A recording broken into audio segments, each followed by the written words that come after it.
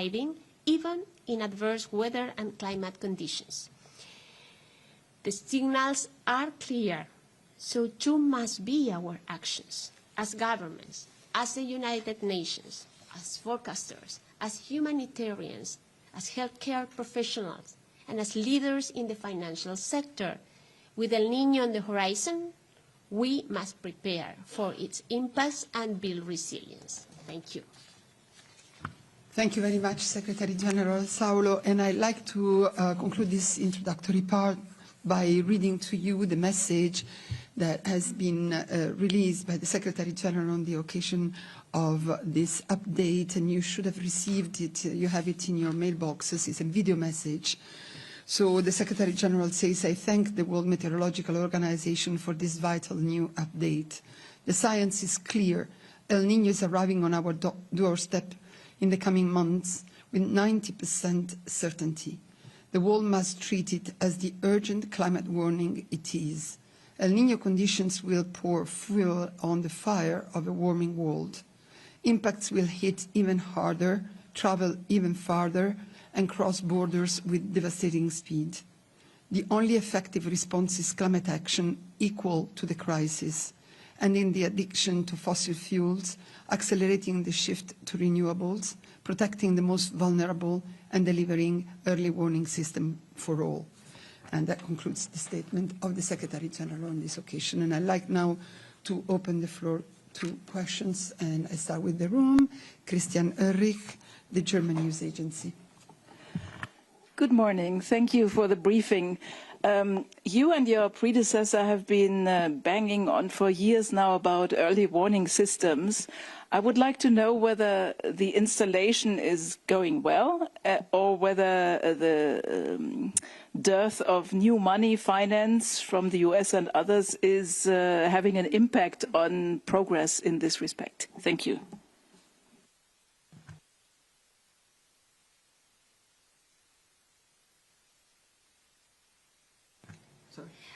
Thank you very much for your question. And yes, the Early Warnings for All initiative was launched in 2022.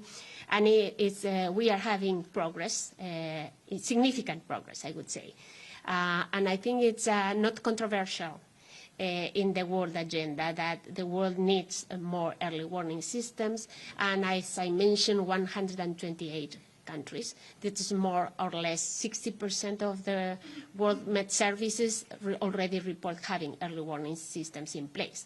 But still, we have a lot of work ahead, and we are heavily relying on countries to really improve their capacities to make sure that we are all covered by early warning systems by 2027, as was the idea of the launch in 2022. Thank you. So no money issues. There is enough money to do that? Well, climate finance is not at its peak, I would say, but early warnings has been and still is a priority. So, of course, we need more resource mobilization in terms of funding those countries that need the support. But I would say that we need to improve that. But that is not the only limitant in this case. Also, the implementation is also, I would say, a challenge for the world. Thank you very much. Isabel Sacco, the Spanish news agency EFE. Buenos días.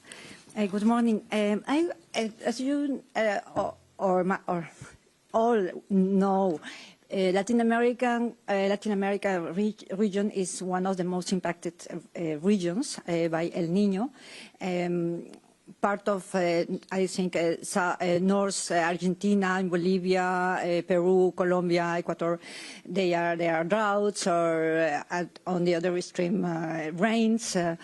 So I would like to know, after so many years experimenting the El Niño, you know, every 2, 3, 4 years, how much advanced is the preparation? Because every year we see this, sorry, not every year, every time the El Niño appears, we see disasters. Disaster affecting sometimes thousands of people which houses are flooded or agriculture is affected. So how much things have changed, how much the region is prepared for El Niño, and on the other hand, what is still lacking in the region to be fully, more or less fully prepared for this phenomenon. Thank you. Buenos días. Muchas gracias por la pregunta. I will answer part of this question and then I will give the floor to my colleague.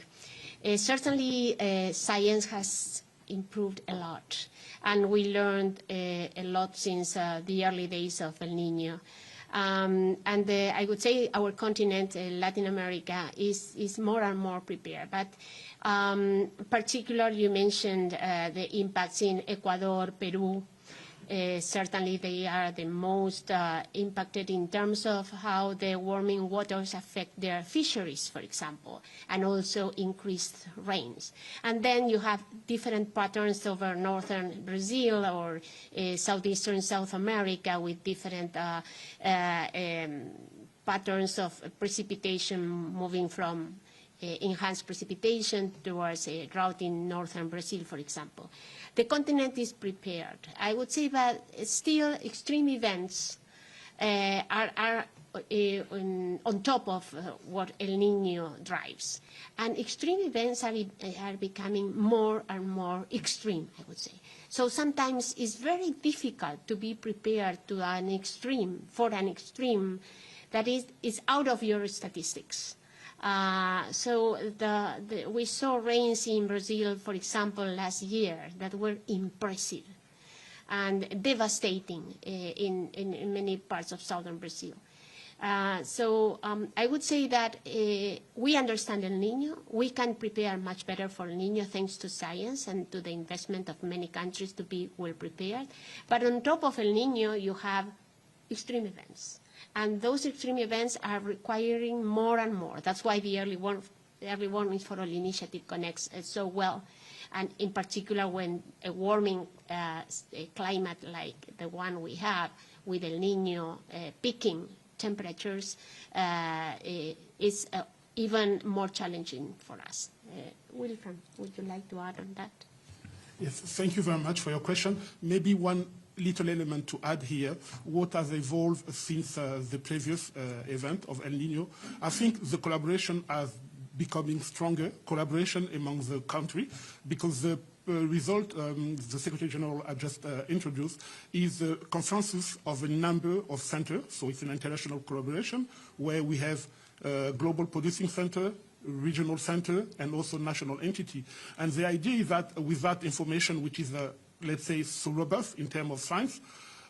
What we are hoping is that for region and country to be the vehicle where this information is refined. In other words, we provide the context, but the key implication of El Niño, the key improvement, come through the Regional Climate Outlook Forum, those entities where they discuss regionally the impact, and also the national level. In other words, what has really improved is the way we channel information from the global entity to the national services and vice versa. Thank you very much, Alexander. You have a follow-up? Go ahead. Thank you. Just to be clear, is what you were saying in your previous answer is that in addition of the consequences of climate change in terms of extreme events, we now should add the consequences of El Niño for the next few months and next year. Is that correct? Yes, we have a trend that is affecting the whole world with more extreme events, and now on top of that we will have a signal driven by El Niño and other oscillations of the natural climate variability, and we know that associated with El Niño, there are some patterns that we should expect. So it's a combination. That's why I would say my colleague mentioned so clearly that it's the global coordination, the regional work at the level of every single region, and then the national authorities. That is the right connection to make sure that the population and the stakeholders are well informed about the specific impacts of this particular El Niño event. Thank you very much. Alexandre Grosbois, French news agency AFP. Hi, thank you for this briefing. Regarding the potential effects of El Niño and the rise of temperature, could you name the main regions that could be particularly affected by extreme events like drought and flood? And secondly, if I may, were you able to model the duration of the phenomenon El Niño this year, please?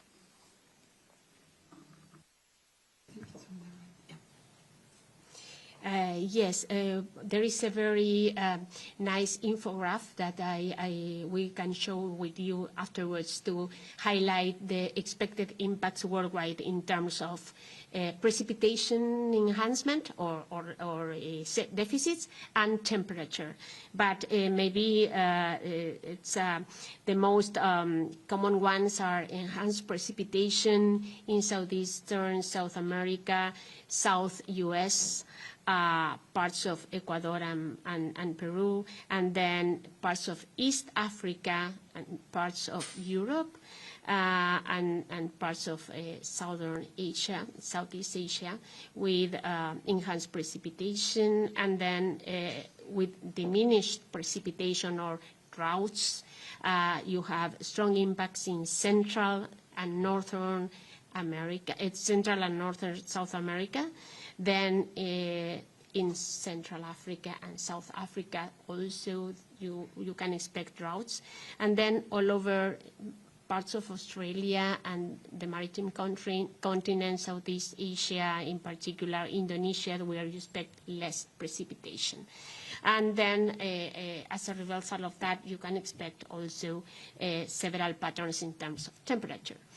But I think that is in terms of the impacts that we, I would say, on average, because as I mentioned from the very beginning, every single El Niño has its own flavors, and that's why it's so important to keep monitoring and understanding what kind of El Niño we have ahead. But for the consistency between forecasts and how we are seeing it ahead, I will pass the floor to my colleague. Thank you very much for your question. So today our ability to anticipate the evolution of El Niño event lasts 6 months. So basically we are able to forecast with some certainty the situation for the coming 6 months. That's why in the statement by the Secretary-General, it's indicated that we have 80% chance for the El Niño event to be established between June and August. And if we go up to November, we can reach 90% and more. So that's the 6 months. And beyond, we need to maybe every month restart the simulation to refine or to confirm the situation. Yeah, you have a follow-up. Go ahead. Yeah, no, just a quick one. So can we expect for monthly updates or? Yeah. Maybe I can add, yes, what the community, the global community does, and WMO coordinates that are these monthly updates. And just to complement, in terms of what has been mentioned, usually the El Niño is expected to peak between November and February. So this is something we need to pay attention to. And then the other element is that we are currently at what we call a more uncertain window during what is the springtime in the northern hemisphere, the autumn season in the southern hemisphere. So we expect that the consistency among forecasts increases from the upcoming month. So the forecast after June will be more, we expect more consistent among each other. Thank you very much. Let's go to the platform. Jamil Shadeh, ICL Noticias Brazil. Can you hear me? Good morning. Go ahead, Jamil, we can hear you. Yes, Madam, a question on Brazil. You mentioned the northeast of Brazil, but can you also explain what would be the consequence, for example, for the northern part of Brazil, meaning the Amazon? How much would that disrupt, for example, the fight against wildfires, for example? And also in the southeast, big cities like São Paulo, Rio, how they should get prepared for torrential rains that normally follow El Nino in Brazil. Thank you. Yes, specifically going to Brazil, I think that we need to pay attention to hydropower generation. Usually in the northeast, the drought, northeast Brazil, the drought uses to be severe, so water is an issue in general. And as you may know, the Amazon basin has been under stress for many months, and it was recovering. So it's also, it's not only about the current event, it's where you come from. So when you come from normal conditions is one scenario, but when you come from stressed conditions, it's another. That's why we emphasize the need to really coordinate between global, regional, and local agencies.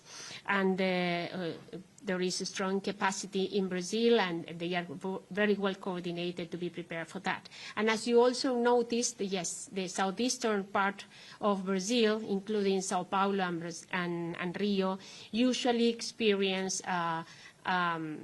floods, intense rains, and landslides. That would be the other consequence. So if we speak about cascading impacts, it's important to recognize or realize that from something that is affecting the tropical Pacific, which is a warming event in the ocean, then translate into circulation of the atmosphere, special patterns that then drive enhanced rain or decreased rain. And with that, you have impacts on trade, hydropower, quality of water, floods, risk management, and so on. This is what we call cascading impacts. They go from the variability of the climate into the economy and security of people. That's why this information is so relevant, so important, and it's important to visualize the role of the National Meteorological and Hydrological Services because they are monitoring the situation. And as I said before, it's not the same coming from a dry season where you have a lot of material to be affected by a wildfire than coming from a wet season before. So those are the kind of assessments that regional climate centers that are coordinated under WMO are currently doing to make sure that we make the right recommendations for every single region. Thank you very much. Olivia Lepoidevin, Reuters.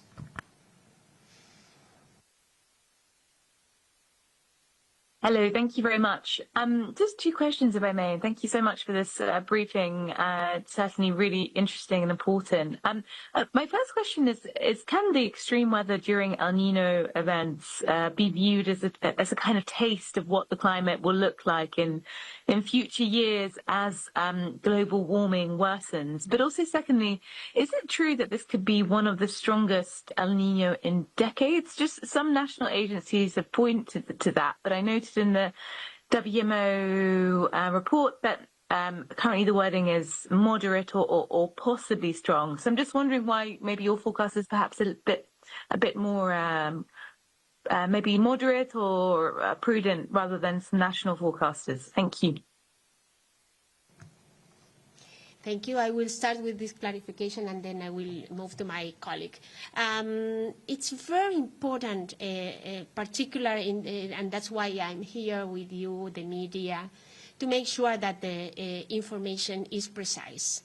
And for WMO, which is working and gathering the results from all the global producing centers, and it's an expert advice combining models with expert understanding of what is happening now, we can speak about likelihood, 80% likelihood of El Nino, and also very high chances to be moderate, but we can expect a strong one. In terms of the terminology, we want to be very precise. We will speak about moderate or strong when we are sure about that. I mentioned before this window of uncertainty that usually until May and the beginning of June, we can have more uncertainty. Uncertainty means that models are spread. So the signal is spread among different outcomes. If you look at the worst outcome, you may be speaking about a very strong El Nino. But this is an ensemble of forecasts, and that is why the robust message of WMO has to be taken as the official messaging, because the spread is large. So there are models that are not providing any indication of a strong El Nino, while others are doing so. So that's why we need to move into the less uncertain place where models will tend to converge. It's likely that they will tend to converge, and then we can assess the strength of this particular El Nino. Wilfran, would you like to add to that? Not much, except to say that an important element here is to know our horizon for, let's say, accuracy of our forecast. We said 6 months, right? And we also know El Nino, the timing of the peak is uncertain. And the third element was the predictability barrier, and we know that at this time of the year, we are uncertain on the magnitude of the intensity. If you combine all of this, you have an envelope of scenario where the strength will go from moderate to strong. And that's why we are cautious, or as you said, prudent with the wording, simply because this is a consensus by the expert. And that's what we are trying to reflect here. Thank you. Thank you very much. We have time for 2 more questions, and we will go then to our other speakers. So I'll give the floor to Maya Plants, the brief. Thank you very much for taking my question. Madam Secretary-General, pleasure to see you. My question is regarding how the WMO is energizing the conversation around finance for development. What kind of conferences and reports is WMO investing on to bring the impact finance investors community to the fold so they understand better what's at stake in terms of financing early warning systems in their countries or globally? Can you give us examples in Brazil or Latin America? Yes, thank you very much for that question, because it brings the impact side of the story and how important it is to translate what we see in the natural system or the climate variability into early action or anticipatory action. That implies, in a way, to mobilize resources before a catastrophe is expected. And that is part of the efforts that, together with Red Cross and UNDRR and ITU, we are working on the Early Warnings for All initiative. Is exactly for doing what you are mentioning, to work with the financing sectors, the risk management sectors, to make sure that they decide ahead and they put the resources ahead of the event. This is a cultural change. It's moving from reactive to proactive. This does not include only WMO, but many other actors, and we are very active with those actors to make sure that we move into that preparatory phase and not reactive one. Thank you for that. Thank you very much. The last question goes to you, Elaine. Thank you very much, Madam Secretary General. You mentioned the risks of drought and wildfires in the Amazon. This is Elaine Fletcher from Health Policy Watch. What about in other wildfire-prone areas such as Southern Europe, the western parts of the United States and Canada? How does the El Nino affect those risks? Well, thank you for that question. I think Australia is another area where we should be paying a lot of attention because of the less water that is expected, more warming. So it's the ingredients are the worst for enhanced wildfires, and this has been the case on other El Niños. In terms of Europe, that is the signal is not so clear, so we need to approach and see what's the previous or the preconditioning for wildfires. As you know, it's coming from dry months plus having enough fuel. When I say fuel, is by trees or biological components to be affected, and then of course the occurrence of the wildfire itself because of warming and other situations. Maybe Wilfred, you would like to expand on that?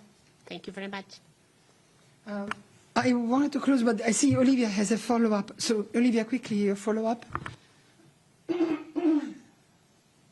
Thank you. Sorry, it was just the first question of the two that I asked, which I think we didn't have a chance to address. It was just to what extent we can, to what extent the extreme weather during El Nino events could be viewed as a taste of what is to come in terms of what the climate might look like in future years as global warming worsens.